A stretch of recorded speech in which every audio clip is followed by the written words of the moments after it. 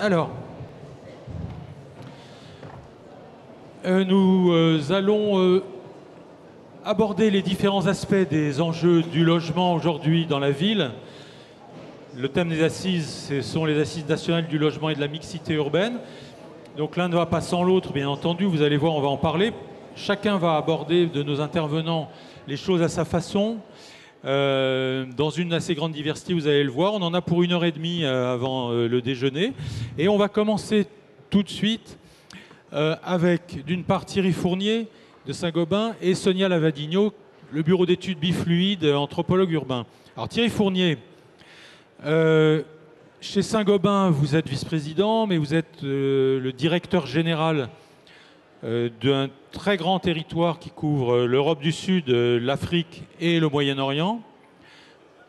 Vous allez peut-être nous en parler, mais vous étiez précédemment responsable de toute l'Amérique latine chez Saint-Gobain et auparavant de la Russie. Donc ça vous donne un petit regard sur les diversités des enjeux du logement. Et je voudrais qu'on commence peut-être là-dessus. Le thème d'aujourd'hui, c'est les enjeux actuels du logement, les difficultés à en développer. Quel regard, quelqu'un comme vous êtes ingénieur, vous êtes XPON, vous avez fait carrière chez les gens qui sont aujourd'hui, on le sait, déterminants pour atteindre des objectifs de décarbonation. C'est les fournisseurs de matériaux. C'est pas de ça que vous allez nous parler, c'est de votre regard sur le logement, avec cette vision large qui est la vôtre. Alors votre micro doit marcher tout seul normalement. Il marche, oui, ça marche. Il marche très bien, allez-y. Bon, je vais commencer par des banalités, mais ça vaut toujours le coup de les rappeler. Ça Ouais. va de soi mieux en le disant.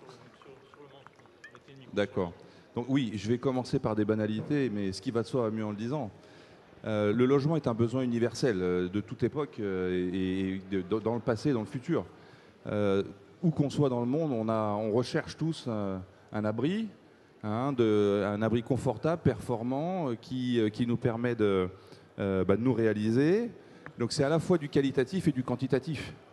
Aujourd'hui, dans le monde entier, on a des sujets de quantité de logement. Partout, moins dans les pays développés, mais énormément dans les pays émergents. Ça vient essentiellement du fait que la démographie va plus vite que notre capacité à construire, donc les enjeux sont considérables.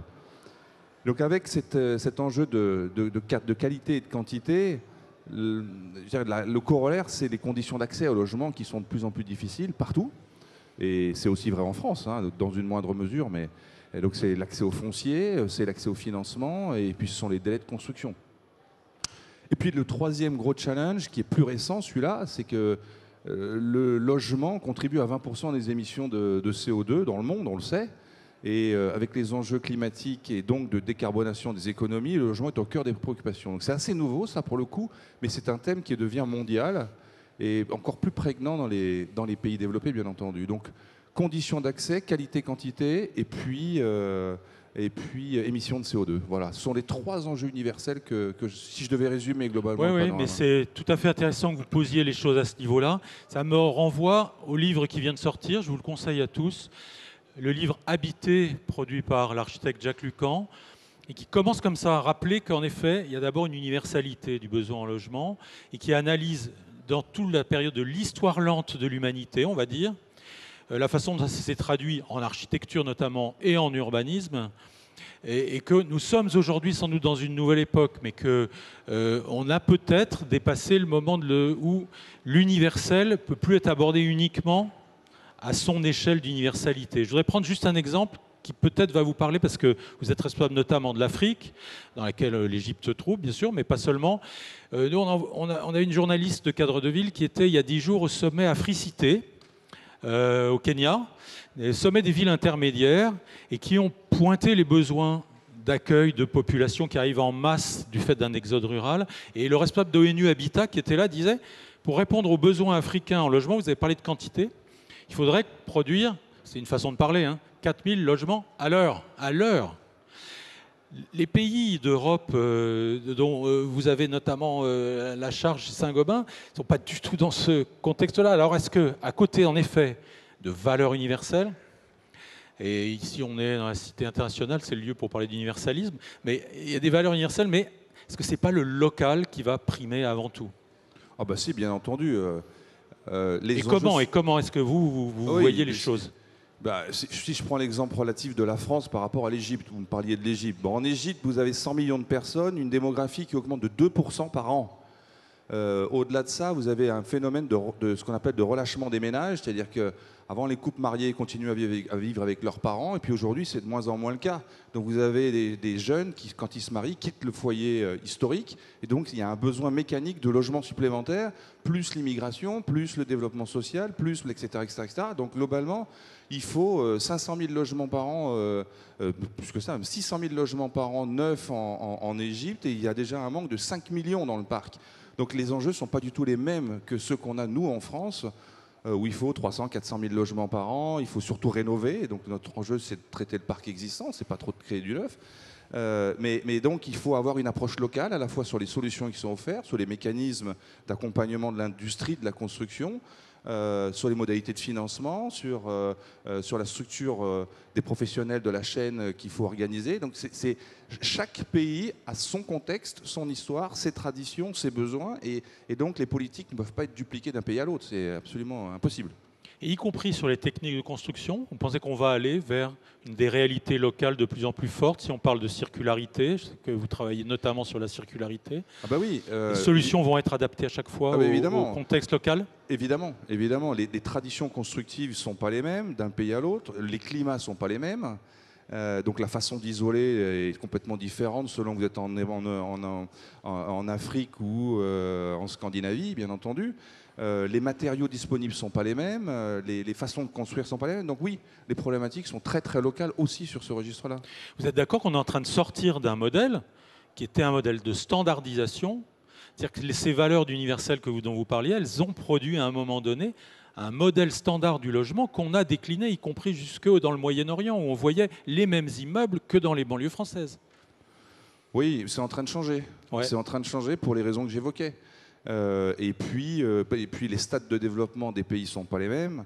Et donc les priorités ne sont pas les mêmes. Donc les choses évoluent et les modèles vers un idéal qui est le logement complètement déconstructible, construit avec des matériaux 100% recyclables, en construction légère à 100%, complètement décarboné. C'est ça l'idéal, c'est l'utopie. Et puis les chemins pour atteindre cet objectif sont différents selon le point de départ et le lieu de départ. Et ça produira des architectures et des formes urbaines variées, différentes selon les pays, vraisemblablement. Oui, et d'ailleurs, ça me fait penser à une chose, je partage avec vous, le fait que nous sommes en train de réinventer l'utilisation de la terre dans la construction en France. On est pionnier là-dedans, on s'est relancé dans la terre projetée pour remplir les murs préfabriqués en particulier. Mais la construction en terre, ça existe depuis des siècles et des siècles dans plein de pays. Donc on réinvente des matériaux, y compris en France, en revenant à des trucs un peu plus traditionnels. Alors justement, puisque vous parlez de la France, oui. Comment analysez-vous la situation? Atterrissons un peu localement, oui. Pour voir comment les enjeux universels que vous avez décrits se concrétisent. Comment analysez-vous la situation française du logement aujourd'hui? Alors, on s'est tous engagés, enfin la France est engagée à la neutralité carbone en 2050, c'est aussi le cas de bon nombre d'industriels, dont nous. Bon. Sauf que le parc de logement de 2050, il est déjà à 80% construit. Donc l'enjeu, il est certes de construire des logements plus performants, plus machin bidule, mais il va être aussi de rénover le parc existant. C'est un enjeu considérable. Et la rénovation est d'autant plus importante qu'on a 5 millions de passoires thermiques en France, on a tous ce chiffre en tête, et donc c'est un enjeu absolument urgent d'accélérer la rénovation du parc existant. L'accès au foncier est un gros problème en France. Donc les promoteurs qui sont, j'imagine, dans la salle le savent mieux que moi. Oui, c'est sorti du sondage qu'on a présenté ce matin, voilà, effectivement. Ouais. C'est un des enjeux principaux de la construction neuve en France. Continuer à accéder à un foncier de qualité et relativement abordable. En plus, il faut conjuguer à cela le fait que le coût des matériaux augmente d'une manière générale, mais en ce moment en particulier, c'est la conséquence de la crise énergétique qu'on est en train de subir et des bouleversements géopolitiques qui n'en sont qu'à leur début, je pense.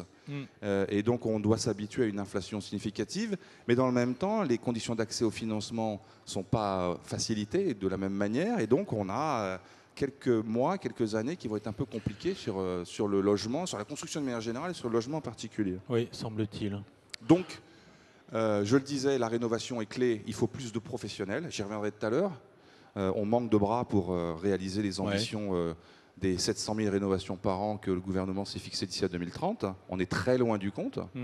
Et si tant est qu'on arrive à faire ces rénovations-là, il ne faut plus les faire par des petits gestes simples d'installation d'une pompe à chaleur ici, remplacement des fenêtres là. Il faut imaginer ces rénovations de manière globale si on veut être performant, et on est très loin du compte. Et puis, je finirai par les dispositifs d'aide qu'il faut redynamiser en ce qui concerne la rénovation, notamment les C2E qui vont un petit peu traîner. Et puis les incitations à la construction neuve qu'il faut simplifier, décomplexifier. MaPrimeRénov', c'est un bon dispositif pour vous? Oui, c'est un très bon dispositif, ça marche très bien. Ça marche vraiment très bien. Non, je pensais essentiellement aux certificats d'économie d'énergie qui permettent de financer des travaux d'isolation qui aujourd'hui en sont à leur 5e période. Et les ambitions ont été revues fortement à la baisse et ça, c'est un vrai sujet pour moi. Alors justement, qu'est-ce que vous pourriez attendre aujourd'hui? Qu'est-ce que vous attendez du gouvernement qui est un gouvernement provisoire en attendant les élections législatives, mais dont on attend beaucoup, en tout cas qui a affirmé vouloir taper très fort sur les questions écologiques et environnementales? Déjà, il faut revoir le mécanisme des C2E pour cette 5e période. Je ne rentre pas dans les détails, les professionnels du sujet savent à quoi je fais allusion. Ça, c'est urgent. C'est urgent parce que, comme le mécanisme fonctionne mal en ce moment, les chaînes de valeur, et notamment les professionnels qui étaient formés à ce genre de choses, passent à d'autres métiers et délaissent complètement les métiers de l'isolation des combles en particulier. Et donc la filière est en train de se détruire. Donc c'est urgent, ça c'est la première chose. La deuxième chose, il faut vraiment travailler tous ensemble à promouvoir les rénovations globales. Je vous donnais quelques chiffres tout à l'heure, 700 000 rénovations par an, c'est ça l'objectif.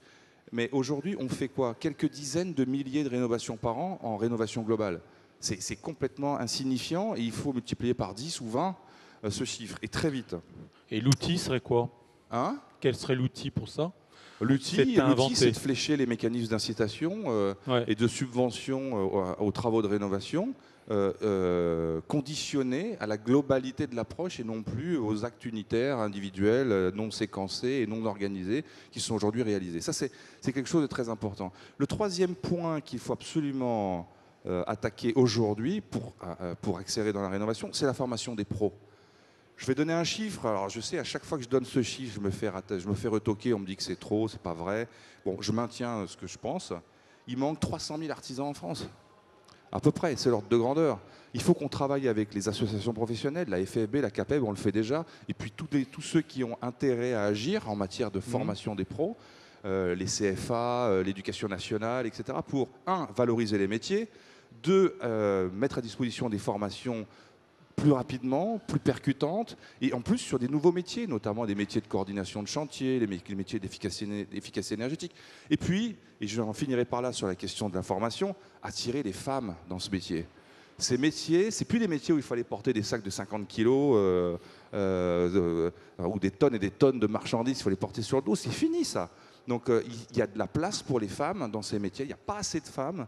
Et donc j'en appelle à toutes celles et ceux qui veulent faire carrière dans la construction, venez, ce sont des beaux métiers, ce sont des métiers pleins d'humanité, des métiers pleins d'enrichissement émotionnel tous les jours, et où on se réalise et on gagne un peu sa vie correctement même, j'aurais tendance à dire.